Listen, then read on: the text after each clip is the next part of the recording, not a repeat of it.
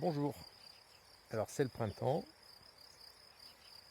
il y a les oiseaux qui chantent et la nouvelle configuration va peut-être nous obliger à porter des masques pendant des cours de yoga.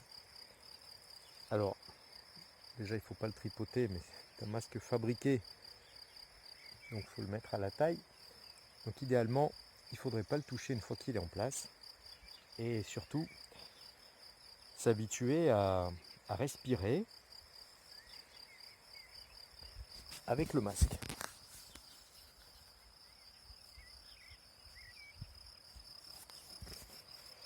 Alors s'habituer à faire des souffles avec le masque. Alors c'est vrai que quand on n'a pas l'habitude, on peut avoir la sensation, le sentiment d'étouffer un petit peu avec le masque. Pour autant, là encore, c'est un bon exercice pour apprendre à réguler la respiration. Effectivement, si on a tendance à vouloir prendre beaucoup trop d'air, on risque d'avoir cette sensation d'étouffement avec le tissu qui va venir se coller près des narines. Normalement, on a la bouche fermée, donc ça sera plutôt près des narines. Et donc cette sensation d'être limité dans la capacité à respirer. Si vous avez déjà fait de la plongée, il y a cette même sensation quand on a l'embout. On a la sensation qu'on n'a pas forcément la possibilité de prendre autant d'air que ce qu'on voudrait. Et donc il y a cette volonté de trop vouloir prendre de l'air. Donc ça va nous obliger avec le masque à réguler finalement la respiration, à avoir un souffle moins grossier et à fluidifier la respiration à la fois sur le moment où on inspire et à la fois sur le moment où on expire. Voilà. Donc on va essayer de faire un petit souffle de Kapalabhati dans cette configuration. Le déconfinement a du bon, c'est qu'on peut maintenant se trouver dans la campagne.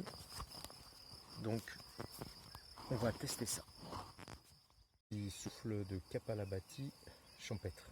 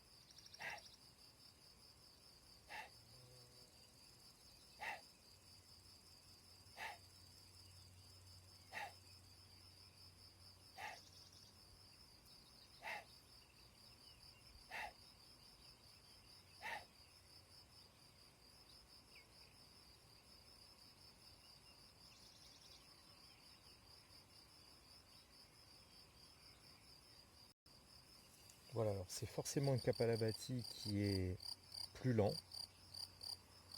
qui laisse le temps de reprendre une inspiration passive, en laissant simplement le ventre revenir, ce qui se fait tout à fait. On va tester maintenant le souffle de Bhastrika pour voir un petit peu s'il y a quelques différences par rapport à ça.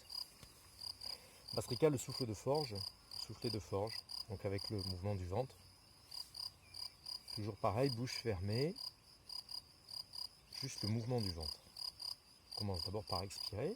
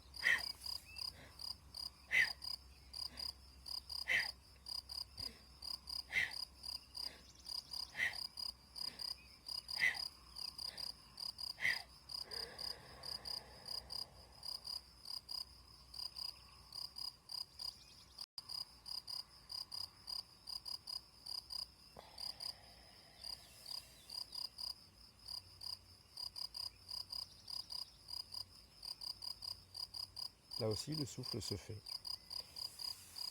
Donc, à tester, à s'y habituer.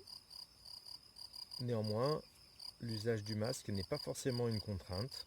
Alors, il faut que le masque soit bien ajusté. Effectivement, celui-ci doit s'ajuster, s'adapter peut-être un peu plus.